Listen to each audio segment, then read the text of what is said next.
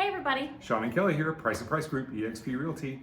What are we talking about today? Well, a week or so ago, we shot a video about how to buy a house when you also need to sell your house. So today we're going to do a deeper dive into that. Yeah, we have a lot of people asking that question, and we actually, so we'll dive deep. So here we go.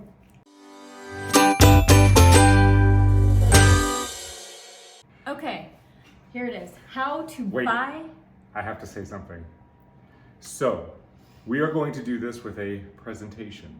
And you are going to see the difference in, we're gonna let you guess who made this presentation versus who makes the other presentation. Not Tatiana's, hers are great. Yeah, Tatiana's but are. between mine and Sean's. Yes, so we're gonna see that in this presentation, it's a little bit cleaner, prettier, easier on the eye, kind of like you. I'm dirty, like, anyway. Okay. Well, we just gave it away. I did it, and I didn't know what I was doing. So. All right, so we're going to dive into this. So we had a question that came up, and they were asking very specifically, like, what are the steps, what are the processes on how to buy a house and sell a house at the same time? So we're going to deep dive into that. What's important? How to coordinate all of it? It can get a lot more muddled than you might think. It does. There's so many overlapping considerations. And then we're going to have a second video, which is going to be paired with this one, which I did the presentation for, and which is how to determine how much money you're going to have from the sale of your the sale of your house. I love that you did that. Yeah, because we have to, anyway. All right, so let's dive into this. Okay, so you're a buyer, you own a house. So let's just give a real world scenario. Okay. So you bought a condo, let's say 2 years ago, and I'm gonna get hitched. You're gonna get hitched. So you have outgrown this condo. So now, what are you gonna do? You have a condo that you have to sell. You have to use the money from the sale of the condo to buy the house. So how does this work and how do you do it? So that's what we're gonna dive into. Yep. Okay, let's do it. So, do I click here? I think so. Click. Okay, so we're doing this on Canva. This is the first time we use presentation mode. I love Canva, by the way. Plug. Plug. Okay, so these are the different paths you can take to accomplish this, right? All right. So one path is you buy before you sell. Yep. Right? Yep. I'm sorry. Did I take your thunder? No, you didn't take my thunder. I put my glasses back on, so you can. Okay. I was gonna let him read the big ones, and I would read the small ones. Okay. So in this scenario, we're not going to dive into this one too deeply you because can do this as you're talking. You can highlight right here. Oh, yeah, fancy. Okay, this is something when money is no issue, you have no time constraints, and it's a one-time move, right? This means, hey, you know what? I don't need the money from the sale of my house to buy the next one. Not a big deal. Not worried about any of it. Yeah. Right? So I'll go ahead and buy the house. Time is no issue because I have time to move from this house to the other one before I'm selling my current house. Yeah. And it's a single move because once you close on the one you're buying, you can just move right in. So while we should all be so lucky, very few of us are. Yes. Okay. Yep. Okay, so that is option number one. That's not what we're going to deep dive into. Okay. Option number two is sell before you buy. Oh yeah. Okay. So in this situation, how would this work? Okay. So you do need the money from the sale of your current property. Yeah. For the down payment for the house. Yes. Yep. Okay. But you have fewer time considerations. Yeah. Because you're gonna sell your house, so move out of it, right? Into this kind of limbo area. Yeah. I don't like to say limbo or purgatory. I like to say a bridge home. Yes, it's Sometimes a bridge this can be a family member's home, hopefully you all really like each other. Sometimes you can rent an apartment, rent an Airbnb, all kinds of different scenarios. And but this that's could what you would do. This could be for a week, it could be for 6 months. So we've had clients that were doing a new build. We put their house on the market, we sold it very quickly. They were moving into a bigger house. So for them, they just put everything into pods. Yep. So they only had to move it into storage once because the pod came and picked it up. Yeah. They went and lived in an apartment with the basics. Furnished. Yep, furnished apartment with the basics. And then when the house was ready, they moved everything there and went in. So it's usually for you if you don't have kids in school and you have flexibility with everything. Yeah, the pets. I mean, there are a lot of those considerations. We're also not going to go much deeper into that one. That's true. You do have the multiple moves and all that. Yeah. But who we're really talking to are those who need to buy and sell simultaneously. How do you work that? How do you work selling your home, getting the cash, and then buying a home? Right. without having to move out and so Right. on. So that's what we're gonna dive into. So this is where you need the money from the sale of your house. Just Yep. to highlight these, you have the maximum time constraints, right? It's like you're kind of down to the wire, to the Yeah. line on the sale of your house, the taking going to settlement and taking ownership and residence in your new house. It is one single move, which is amazing, but coordinating all of this stuff, especially when you have the kids, if you have the pets and you know, you still have a work life presumably going on, it can be really, really tricky. It's a really, really good point. And when you talk about the time constraints, for example, if you're buying a house, once you're under contract on that house and have a settlement date set, then you've got to get your house sold and get the funds in time. So you really have to kind of be able, you do have real hard time constraints that can be risky. Yeah, so let's move on to the next slide, because we've got a whole lot to really talk about. Some of it you've probably thought about, and some things maybe you haven't considered that really need to be considered and discussed in detail with your friendly neighborhood realtors before you even embark on this. So preparation is key here, right? So let's go through the steps, the selling and buying steps, and then we can get into the considerations on how that all works together. So when you're selling your current house, right, the steps are? Step one is you've got to choose your realtor. You've got to sign a listing agreement, which means you're establishing the price, you're establishing when you're going to go on the market, you're establishing basically all the terms of the listing and how that's going to work. So you've got to establish that listing agreement. And then you've got to have Kelly come in, because she is going to go through the house and it's basically going to be a staging consultation. I'm going to advise, not boss you around and tell you what to do, but hey, Sean's going to be able to say, in its current state, we could effectively list it and expect to sell it for this price. I come in and I say, okay, I'm going to give you all of this information, item by item, through every room to tell you what to do to sell it for the top price. dollar that what Sean will give you. What we would call an top market value. That's exactly right. And it's not going to, it will be a lot of detail, right? If you're like me and you want to have a checklist and I'm going to do it perfectly and all that, it'll be outlined for you beautifully.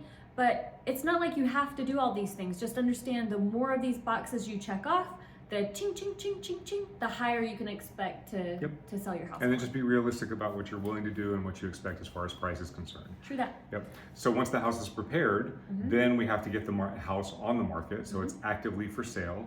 And then we have to coordinate showings. Now, how do you coordinate showings when you're getting ready to move out? So this is like, so what do you do? So we walk through this with you. We've done this ourselves personally.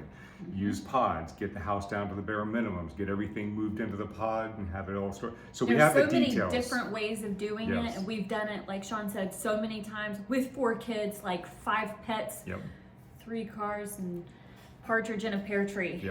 Okay, after all the showings, it's going to go under contract. Woohoo! Once you're under contract, typically it's going to, then we have to start dealing with inspections and the appraiser. So the risks are not over yet. So you need to make sure that if you're not listing with us, you need to make sure that your agent is a good negotiator, so that when the inspection reports come back, if they get an inspection, when the appraisal comes back, they know how to work with the appraiser and so on and so forth. Now that working and negotiating and discussing and all that, that's our job. So your only job in that was to make sure you chose good realtors.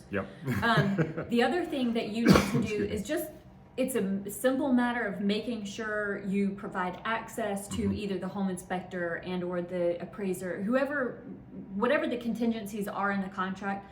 You just need to let them come in.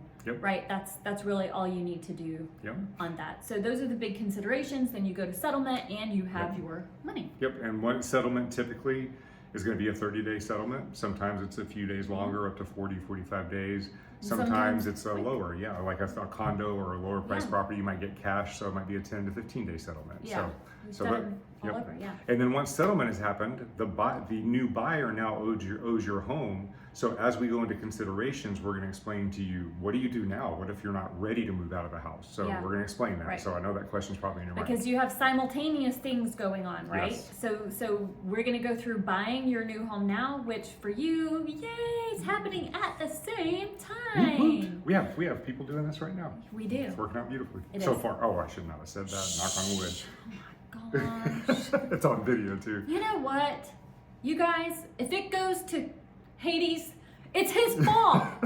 I'll rescue you. I will edit this and cut this out if it happens. Okay.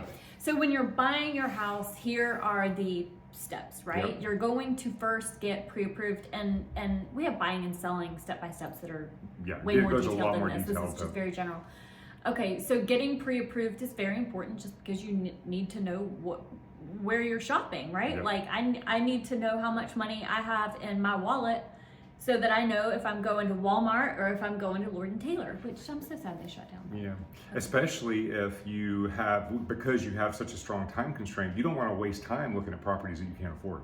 You don't want to wait. Or you don't want to waste time looking at properties that are under what you're looking for when you realize you actually could afford more. So it's like you really need to know. Can you imagine the kick in the pants your other people would give you? It's like, why did we do that? This house, we could have had this house and it sold last week. Yep. So get your pre-approval first so you know your budget, okay? True that. Okay. Then you're going to be viewing these properties. Yep. That goes with, that's obvious. Yep. And we're going to talk about some details on the viewing of the properties here in just a couple minutes. Will we? Yeah.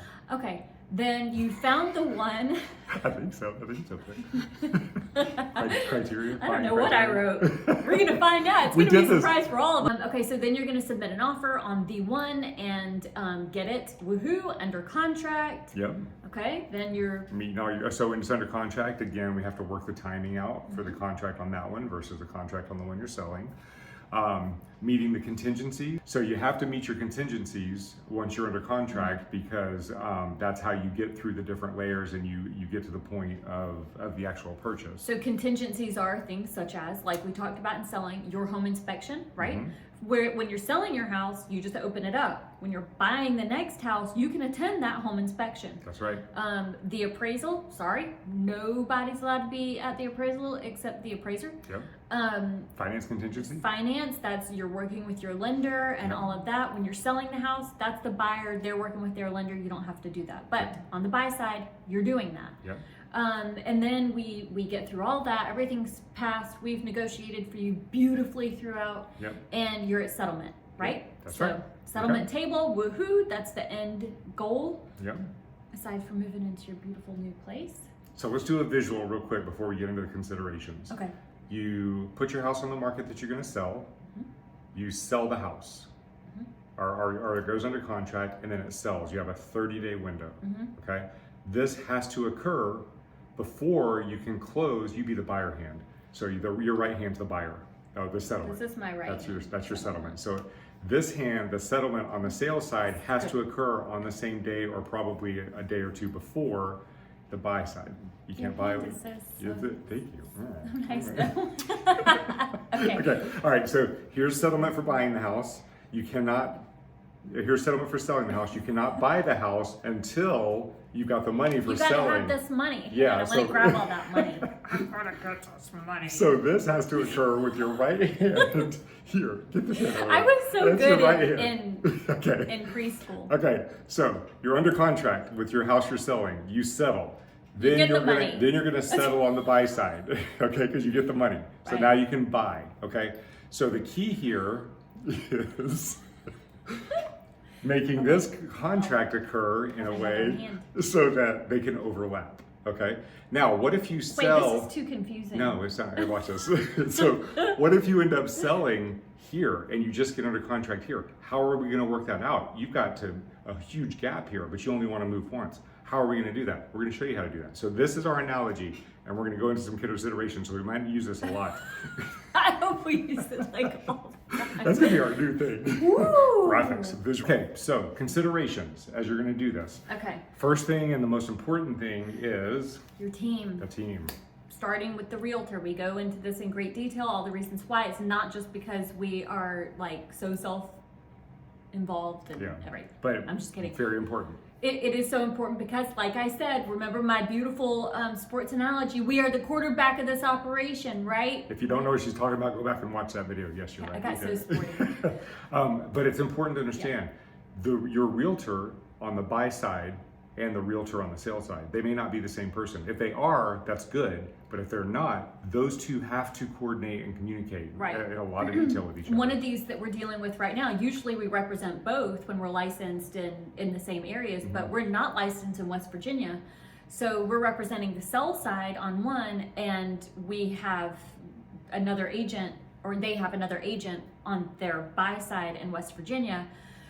This is also key. Make sure your agents, even if they're not the same ones, they play really well together, that they're really open communicators and all of that. So just your agents are so important. Yep. Right? And then your inspectors and your lenders and stuff, but the agents are the key. They're the keystone of this whole thing because they're coordinating and trying to make sure that everything works out timing wise. Facts. Okay, sales price.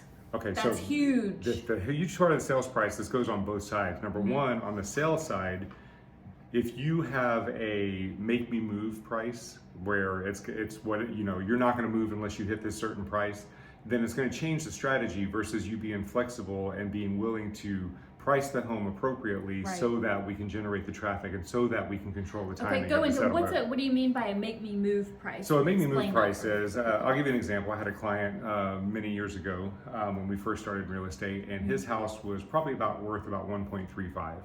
He didn't want to move, but the market was going crazy. He was like, I'm going to try this. He wanted to go on at 1.65 and would not go below it. And this was when everybody bought dirt for like $1 million. Yes. So he had the 1.35 million. I actually shot a video on this case study. It was worth 1.35 million. We put it on for 1.65 million. He understood completely that it probably wasn't going to sell. We weren't going to have much traffic. We would have to do price reductions, which he wasn't willing to do. So it was just a test. Really. It was a wood sell. It was a wood sell. Make me move.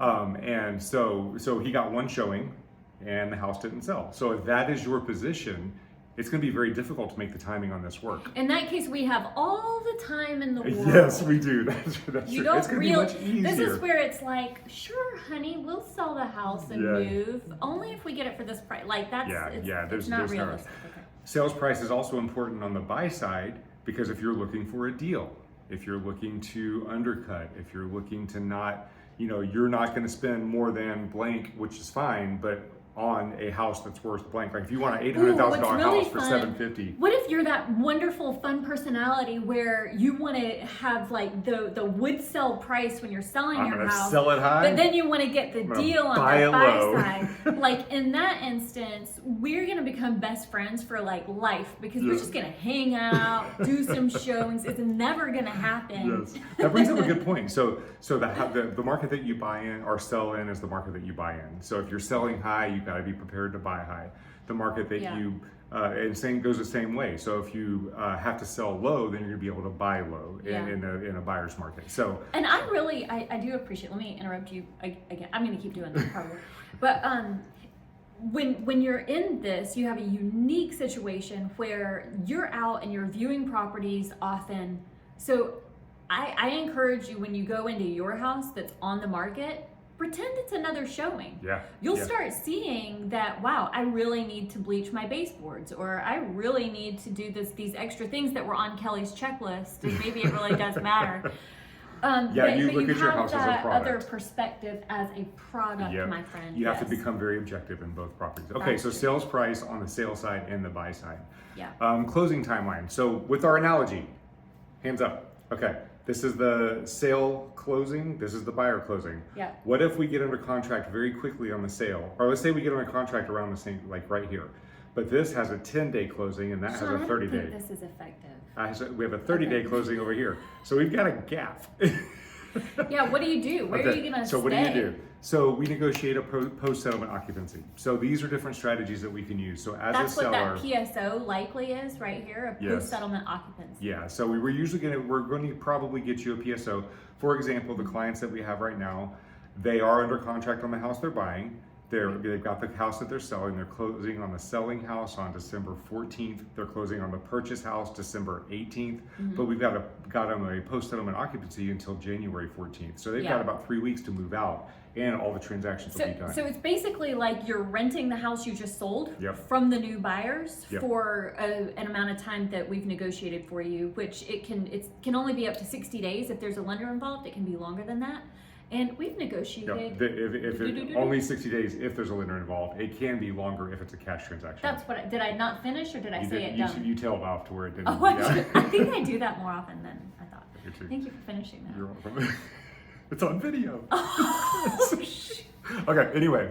what I meant was. What you meant was. Okay, so, and we were able to negotiate that for them free Yeah. of charge. Yeah. So they're renting it for nothing. So depending on the market, you could get your rent for free. If Yes. it's a buyer's market, you might have to, or anyway, Okay. you may have to pay a little So bit. that around we can give you breathing room, Yes, right? absolutely. Which is really, really a huge, wonderful thing in Yep. this scenario. Yep.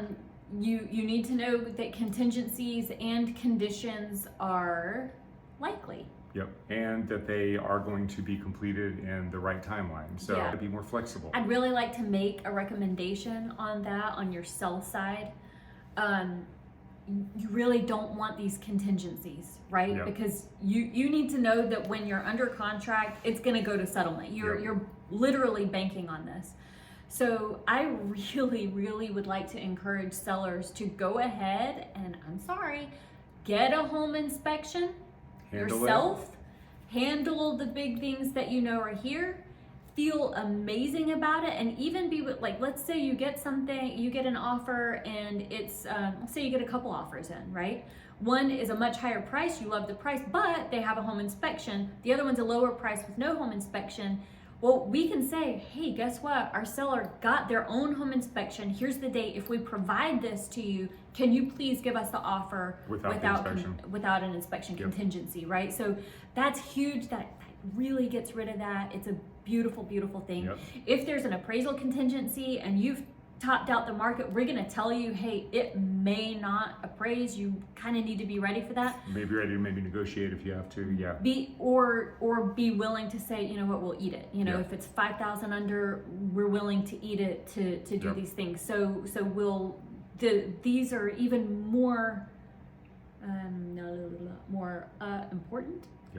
Yeah. So And significant they're for you very- to consider when you are also buying a house because of the timelines. That's what Yep. I'm gonna say. Yep. And because the last thing you want to do is be 20 days into a sales process when you're supposed to close at day 30 and then buy a house at day Yeah. 40 and then have to start over because Yeah. the buyer voided because there's no room. And some things that you can't choose. Are you in an HOA? Are you in a condo association? Get your docs ordered immediately.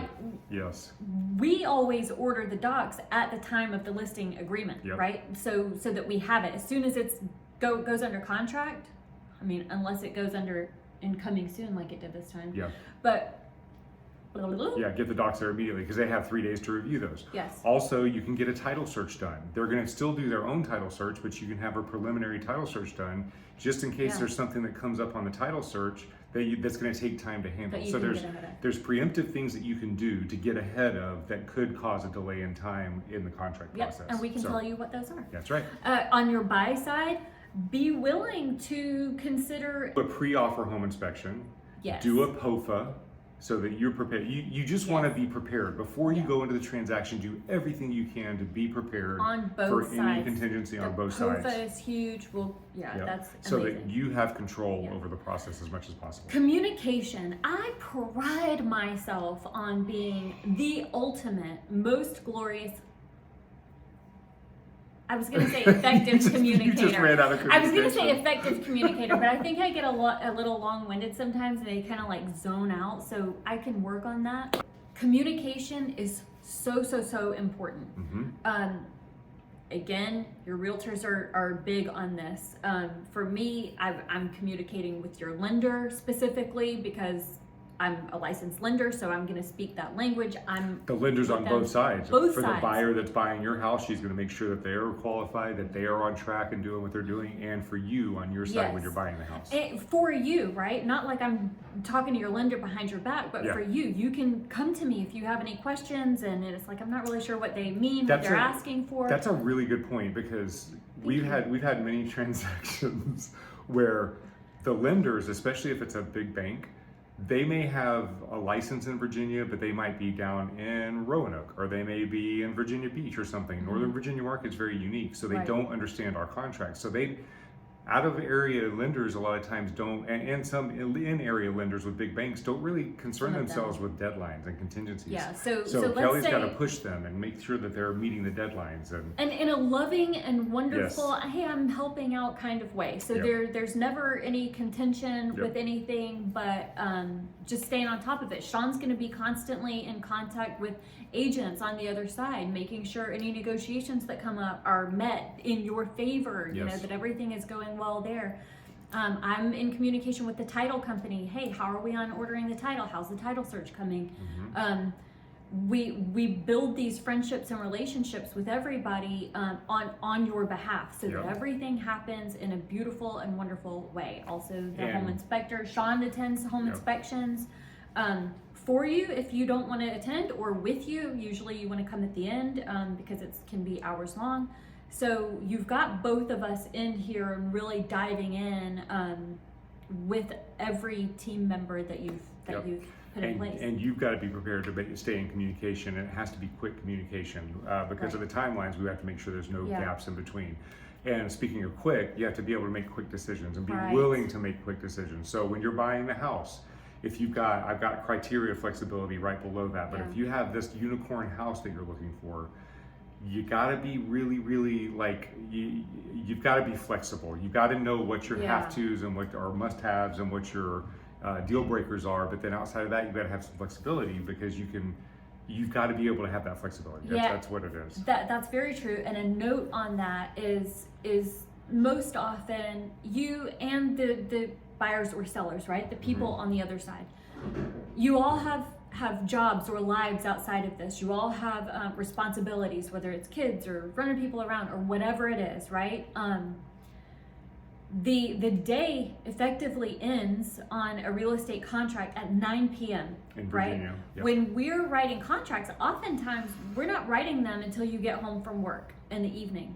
And then if you want to have dinner and then sit down and go through it. So it takes a significant amount of time to get the terms straight. Then it takes a significant amount of time to draw the contract up.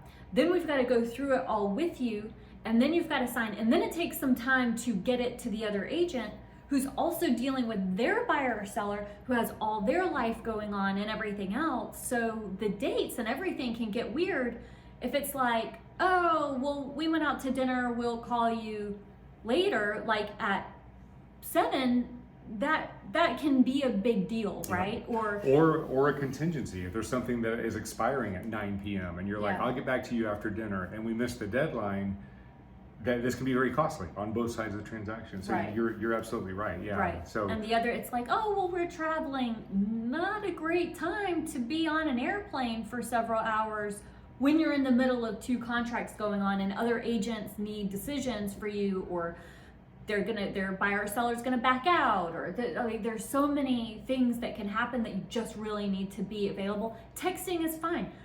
We do this pretty much 24/7. It's fine, but you just have to be able to give a decision. Give a decision. Quick decisions. Reply. And that criteria flexibility, so you can move quickly with everything. Stress management. Yes. It's going to be stressful.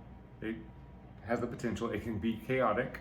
It can be confusing. If you can especially if you don't know how the whole picture comes together. Luckily, we've done this so many times that we can see how the pieces fall into place, and we usually get ahead of them. So usually perceived stresses are not real stresses. They're just like anxieties. It's anxiety, and we've found that a lot of stress comes when you feel in the dark, when you feel out of control. So we really try to hit hard on, look, we're in control, we've got this, we're gonna give you as much information as you want, but also too much information can be a little overwhelming and even more confusing. So if there's something, hey guys, can you tell me this again? You know, fine, we'll say it as many times as you want. Can you go, like, look, too much, just tell me what. Just tell me when I have to show up the sign. Give me the Cliffs Notes, right? You know, it's like we will help you manage the stress. We will keep you calm. It's gonna be fine. It's gonna be fine. And it's gonna be beautiful. I mean, it's a fun thing. And after you've done this, and everybody, if you know of someone who says, "Oh yeah, we just bought and sold our house," you need to like really give them a round of applause because they've done something really great. So it can be done. We've done it successfully many times. And it's just, you have to be prepared, and you have to work the steps with us, and we'll walk you through each of it. So as you're looking at this, there's so many details that are not in here, just when you dive into the minutia of it all. But it's a process that can be done. It can be done very successfully, And so it's not something for you to worry about initially, but you just need to understand what big picture, what you're going to be looking at as we go into it. I think that the takeaways, if I had to summarize it into 3 things that are required to do this successfully and like just come out of it really proud and happy, are willingness to listen, the quick decisions, and be chill. Flexibility Stay and calm. chill. Yep. It's gonna be fine. Yep. Yeah. Okay. All right. Did I say the right 3 things, do you think? I forgot what they were. Just kidding. What's that gonna Paying say? attention. Yeah, paying attention. Excellent communication. Oh, also, your realtor. Super important. Yeah, don't forget your. Oh, yeah. Number 1 is the realtor. Then you have 4 things you have to do. Okay. Anyway, everybody. It just stalled out again. Great. You shouldn't have said that about communication. You just put it on yourself. Okay. Shoot. Have a great day. If you have any questions, please feel free to message us, reach out to us, call Especially us, me, text I'll us. communicate with you all day. Yeah. All right.